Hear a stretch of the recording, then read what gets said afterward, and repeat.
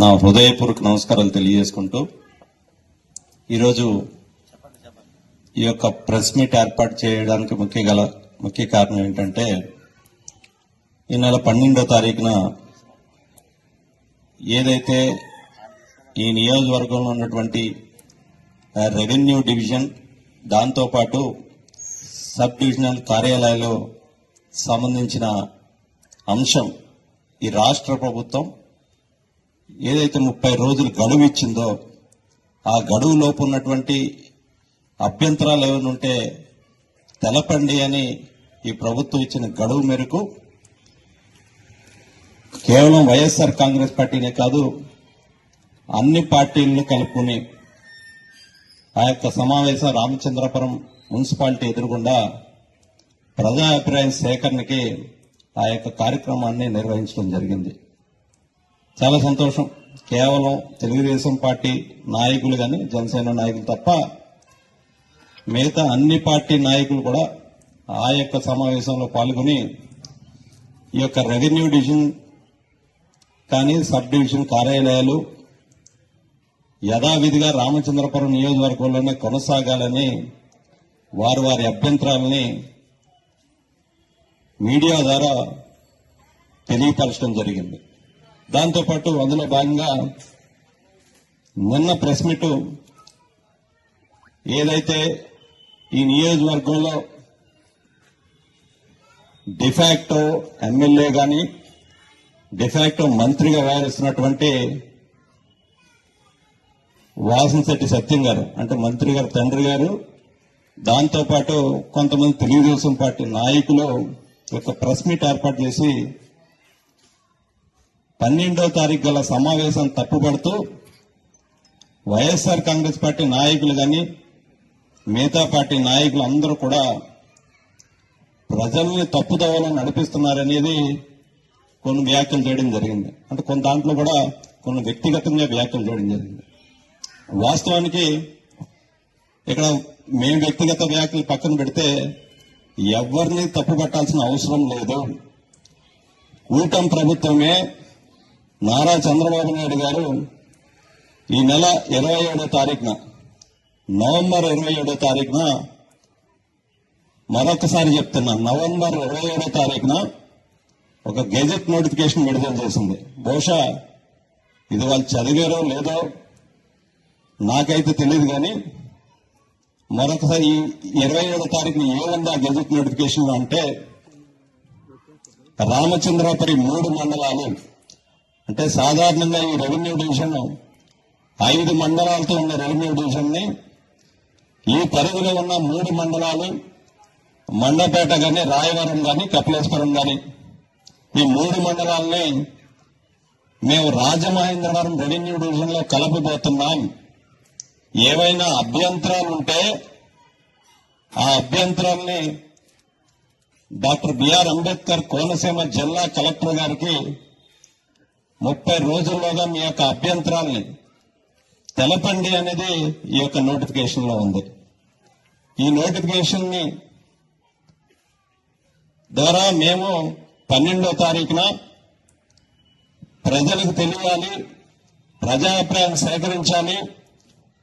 3 మండలాలు రాజమహేంద్రవరం వెళ్ళిపోతే ఉన్నటువంటి 2 మండలాలతో డివిజన్ ఏ విధంగా కొనసాగుతుంది దాని మీద మేము అభ్యంతరాలు తెలుపుతూ ఉన్నటువంటి రెవెన్యూ డివిజన్ ని యథావిధిగా కొనసాగాలి అనేది ప్రభుత్వం దృష్టికి తీసుకురావాలి అనే ఉద్దేశంతో ఆ యొక్క సమావేశాన్ని నిర్వహించడం జరిగింది. ఎందుచేత అంటే ఒకసారి రాష్ట్రంలో చూసుకుంటే దాదాపు 77 రెవెన్యూ డివిజన్లు ఉన్నాయి. ఈ 77 రెవెన్యూ డివిజన్లకి ఎన్ని మండలాలు అనుసంధానం అయినాయి అంటే బహుశా కొన్ని మండలాలకి కొన్ని రెవెన్యూ డివిజన్లకి 5, 9, 7, 4 కన్నా పైబడి రెవెన్యూ డివిజన్లు అన్నీ ఉన్నాయి. కేవలం 4 రెవెన్యూ డివిజన్ ఉంది రాష్ట్రంలో. ఒకే ఒకటి ఏంటంటే అది కుప్ప నియోజకవర్గం. 2 మండలాలతో రెవెన్యూ డివిజన్ అనేది ఎక్కడా లేదు అనేది ఈ సందర్భంగా మనం చేసుకుంటున్నాం. మరి దీన్ని తప్పుపడుతూ మీకు ఎవరు చెప్పారు, దేవుడి మీద చెప్పారు అంటే ఒకసారి తెలుగుదేశం పార్టీ నాయకులు వారు ఏం మాట్లాడుతున్నారో ప్రెస్ మీట్లు పెట్టి ఒక అవగాహన తెచ్చుకుని మాట్లాడాలని కోరుతా ఉన్నాం. దానికన్నా 12వ తారీఖు ముందు 8వ తారీఖున మేము ఒక ప్రెస్ మీట్ ఏర్పాటు చేయడం జరిగింది.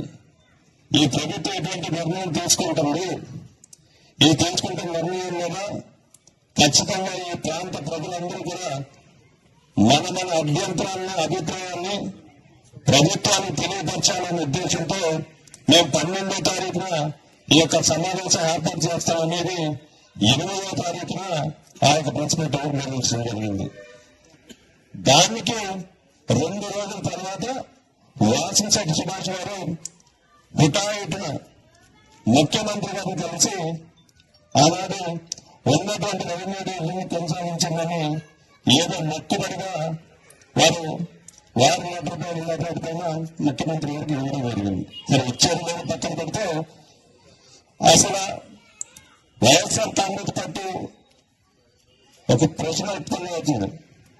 అంటే కేవలం వైఎస్ఆర్ కాంగ్రెస్ పార్టీ అభ్యంతరాలు తెలిపిన తర్వాతే వాసంశెట్టి సుభాష్ గారు ముఖ్యమంత్రి గారికి ఎందుకు వెళ్ళాల్సి వచ్చింది అంటే కేబినెట్ మీటింగ్ అనంతరం ఈ యొక్క గెజిట్ నోటిఫికేషన్ విడుదల చేయడం జరిగింది. అంటే కేబినెట్ సమావేశంలో ఉన్నటువంటి మంత్రి గారు ఎందుకు ఈ యొక్క గెజిట్ నోటిఫికేషన్ విడుదల అయ్యేంత వరకు ఎందుకు చూస్తా ఉన్నారు, కేబినెట్ మీటింగ్ లో ఎందుకు తన అభ్యంతరాలను ఆనాడు ముఖ్యమంత్రి గారి దగ్గరికి పెట్టలేదు అంటే కేవలం ప్రజల మద్దతు పెట్టడానికే ఒక మొక్కుబడిగా ఈ యొక్క రిప్రజెంటేషన్ ముఖ్యమంత్రి గారికి ఇచ్చారు. మరి కేబినెట్ మీటింగ్ లో ఏం చేస్తాడా అన్నాడంటే నిద్రపోతున్నాడా లేదా జమీందారు సినిమాలు తీసుకుంటా ఉన్నాడా? మరి ఆనాడు లేని అభ్యంతరాలు ఈనాడు ఎందుకు వచ్చినాయి? భయపడి తెలుగుదేశం పార్టీ నాయకులు ఏం చెప్తున్నారు మాకు అవగాహన లేదు. ఇక్కడ అప్పటికే మేము పూర్తిగా సబ్జెక్ట్ ఉండే మాట్లాడుతున్నాం. మీ ప్రభుత్వమే నవంబర్ 27వ తారీఖున గెజిట్ నోటిఫికేషన్ విడుదల చేసి ఉన్నటువంటి 3 మండలాలను రాజమహేంద్రవరం కలుపుతామంటే మరి 2 ప్రశ్నల్ని ఈరోజు వైఎస్ఆర్ కాంగ్రెస్ పార్టీ తరఫున మేము అడుగుతున్నాం. దానికి పూర్తిగా సమాచారం ఇవ్వకపోగా వ్యక్తిగత ఆరోపణలు మాత్రం చేస్తా ఉన్నారు. నేనేదో పిల్ల కాకినని వైఎస్ఆర్ కాంగ్రెస్ పార్టీ నాయకులు తాగుతారని అరుస్తాయని. ఒక్కసారి సత్యం గారిని అడుగుతున్నా, బహుశా నాకన్నా మీకు పెద్ద వయసే, నీ వయసుకి తగ్గట్టు మాటలు మాట్లాడితే బాగుంటుందని హితవు చేస్తా ఉన్నా. నాలాంటి వ్యక్తి మాట్లాడేదంటే మీకన్నా గట్టిగానే మాట్లాడతాడు. కానీ ప్రజాస్వామ్యంలో ఉన్నాం కాబట్టి కొంచెం హుందాతనం ప్రవర్తించాలి కాబట్టి కొంచెం ఆచితూచి మాట్లాడుతూ ఉన్నాం. ఏదైనా రెవెన్యూ డివిజన్ పొరపాటును కనుమరుగైంది అంటే కానీ నేను కాదు, రామచంద్రపురం నియోజకవర్గంలో ప్రజలే మీ దొంగ తీయబోతున్నారు రాబోయే రోజులు. ఆ విషయం కేవలం మీ దొంగ కాదు, జమీందారని చెప్పుకుంటూ తిరుగుతున్న మీ మంత్రి గారి దొంగ కూడా రాబోయే రోజుల్లో రామచంద్రపురం నియోజకవర్గ ప్రజలు తీయబోతున్నారు. ఆ విషయం మీరు గుర్తు పెట్టుకోవాలని సందర్భంగా మనం చేసుకుంటున్నాం. అంతేకాకుండా మరొక మాట అన్నారు, కనుమరుగైపోతున్న వైఎస్ఆర్ కాంగ్రెస్ పార్టీ అంటా ఉన్నారు. అమలాపురంలో మీ భార్య గారు ఏ పార్టీ నుంచి గెలిచారండి? వైఎస్ఆర్ కాంగ్రెస్ పార్టీ తరఫున స్టిల్ ఇప్పటికీ కూడా కౌన్సిలర్ గా కంటిన్యూ అవుతా ఉన్నారు. మరి సిగ్గుంటే సరైతే వైఎస్ఆర్ కాంగ్రెస్ పార్టీ తరఫున రాజీనామా చేసి ఈ వ్యాఖ్యలు చేయండి. వైఎస్ఆర్ కాంగ్రెస్ పార్టీ కనుమరుగవుతుందో లేదో. ఒక పక్కన మీ భార్య గారు వైఎస్ఆర్ కాంగ్రెస్ పార్టీ కౌన్సిలర్ గా అమలాపురంలో నియోజకవర్గంలో ఉంటూ ఇక్కడ మీరు వైఎస్ఆర్ కాంగ్రెస్ పార్టీ తరఫున వ్యాఖ్యలు చేస్తున్నారంటే మీరు ఫస్ట్ రాజీనామా చేసి మాపై ఆరోపణలు చేయండి. ఇక్కడ మేము రాజకీయాల్లో దాదాపు 40 సంవత్సరాలు మా నాన్నగారు నియోజకవర్గంలో ఉన్నారు.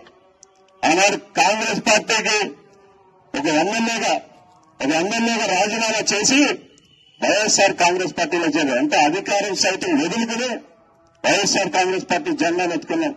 అంతేగాని ఎమ్మెల్యేగా ఉంటే వైఎస్ఆర్ కాంగ్రెస్ పార్టీలో చేరలేదు. మీలాగా దమ్ము ధైర్యం ఉండాలి రాజకీయాల్లో ఉన్నానికి.